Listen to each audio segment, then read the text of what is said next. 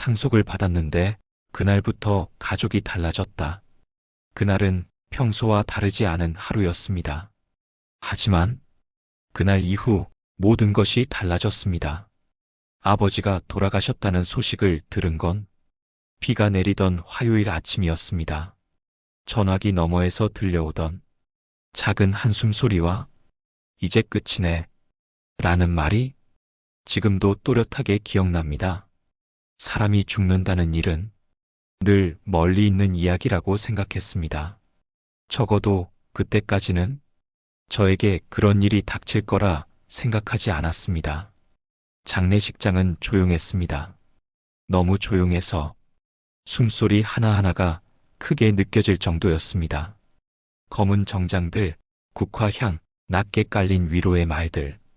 그리고 그 사이에서 조금씩 달라지는 사람들의 눈빛이 보이기 시작했습니다. 아버지의 형제들, 명절에나 얼굴을 보던 친척들, 모두가 고생 많았다는 말을 건넸지만 그 말 뒤에 따라붙는 시선은 어딘가 낯설었습니다. 그때는 몰랐습니다. 그 눈빛이 슬픔이 아니라 계산이었다는 걸. 모든 절차가 끝나고 사람들이 하나둘 장례식장을 떠날 무렵이었습니다. 술 기운이 오른 사촌 형이 저를 조용히 불러 세웠습니다. 근데 말이야, 삼촌 재산이 꽤 된다던데? 그 말은 위로도 호기심도 아닌 확인처럼 들렸습니다. 저는 잠시 머뭇거리다 잘 모르겠다고 대답했습니다. 그 순간 형의 얼굴이 아주 잠깐, 정말 잠깐 굳는 걸 보았습니다. 며칠 뒤 어머니와 함께 변호사 사무실을 찾았습니다. 아버지는 유언장을 남기지 않으셨습니다. 갑작스러운 일이었고 그럴 시간도 없었을 겁니다. 변호사는 차분한 목소리로 법정 상속 절차에 대해 설명했습니다. 그 말들이 이렇게 무겁게 들릴 줄은 그때는 몰랐습니다. 이후부터 숫자가 아닌 서류들이 우리 앞에 쌓이기 시작했습니다. 부동산 서류, 통장 내역, 보험 관련 문서들. 하나씩 정리될수록 상속 규모가 결코 작지 않다는 사실이 드러났습니다. 그 순간 현실감이 사라졌습니다. 이건 내 삶에서 한 번도 직접 마주해 본 적 없는 세계였습니다. 그날 이후 이상하게 전화가 잦아졌습니다.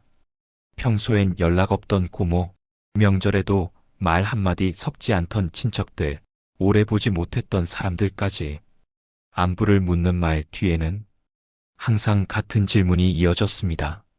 상속은 어떻게 되는 거니? 그 말이 반복될수록 마음은 점점 무거워졌습니다. 어느 날 작은 아버지가 말했습니다. 가족끼리 모여서 정리할 건 정리해야지. 모인 장소는 아버지가 살던 집이었습니다. 그 집은 이제 집이 아니라 상속 재산이 되어 있었습니다. 거실에 앉은 사람들 사이에는 이상한 긴장감이 흘렀습니다. 누군가는 지나치게 적극적이었고 누군가는 말을 아꼈습니다.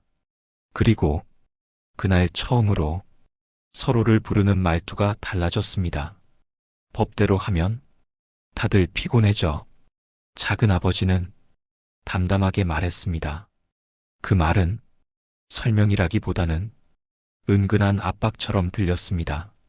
형님 살아계실 때 내가 얼마나 도와줬는데 그 집도 사실 내가 보증을 섰어. 아버지가 떠난 지 얼마 되지도 않았는데 사람들은 이미 과거를 자기에게 유리하게 다시 쓰고 있었습니다. 그 와중에 어머니는 거의 말씀을 하지 않으셨습니다. 옆에서 보니 어머니의 손이 미세하게 떨리고 있었습니다. 평생 가족을 위해 묵묵히 일해온 그 손 위에 이제 돈 이야기가 차갑게 쌓이고 있었습니다. 며칠 뒤 작은 아버지는 문서 하나를 내밀었습니다. 이건 그냥 참고용이야. 하지만 문서 상단에는 상속 재산 분할 합의서라는 제목이 분명히 적혀 있었습니다. 내용을 읽어 내려갈수록 숨이 막혔습니다. 법에서 정한 기준과는 전혀 다른 내용이었습니다. 누군가는 많이 가져가고 어머니와 저는 터무니없이 적었습니다. 지금 사인만 하면 깔끔하게 끝나는 거야. 그 말이 끝났을 때 머릿속에 이런 생각이 스쳤습니다. 이건 끝이 아니라 시작일지도 모른다는 생각이었습니다. 그날 밤 잠을 이루지 못했습니다. 종이에 적힌 말들과 사람들의 표정이 계속 머릿속을 맴돌았습니다. 가족이니까 이 정도면 괜찮지. 그 말들이 왜 이렇게 불안하게 들리는지 그제야 알 것 같았습니다. 다음 날 저는 혼자 다른 곳을 찾았습니다. 상속을 전문으로 다루는 변호사였습니다. 그는 합의서를 한번 훑어보더니 고개를 저었습니다. 절대 서명하시면 안 됩니다. 그 말은 너무 단호해서 오히려 마음이 놓였습니다. 변호사는 조용히 설명했습니다. 상속에서 가장 위험한 건 가족 간의 합의라고. 한번 서명하면 되돌릴 수 없고 나중에 후회해도 법적으로는 끝이라고 말했습니다. 그 말에 등이 서늘해졌습니다. 사람들은 상속세를 무서워합니다. 그는 말을 이었습니다. 하지만 진짜 무서운 건 감정으로 내리는 결정입니다. 그 순간 모든 상황이 또렷하게 정리되는 느낌이 들었습니다. 집으로 돌아와 어머니와 긴 대화를 나눴습니다. 처음으로 어머니는 울면서 말씀하셨습니다. 아버지 살아계실 때는 이런 이야기 한 번도 해본 적이 없었는데 우리는 결정했습니다. 법대로 가기로. 그 선택이 전해지자 분위기는 완전히 달라졌습니다. 연락은 줄었고 말투는 차가워졌으며 시선에는 노골적인 불만이 담겼습니다. 그때 깨달았습니다. 아, 이 사람들은 이미 가족이 아니었구나. 시간은 꽤 흘렀습니다. 절차는 길었고 마음도 많이 지쳤습니다. 하지만 결과는 명확했습니다. 법이 정한 기준대로 모든 것이 정리되었습니다. 그 과정에서 사람은 많이 사라졌습니다. 돈은 남았습니다.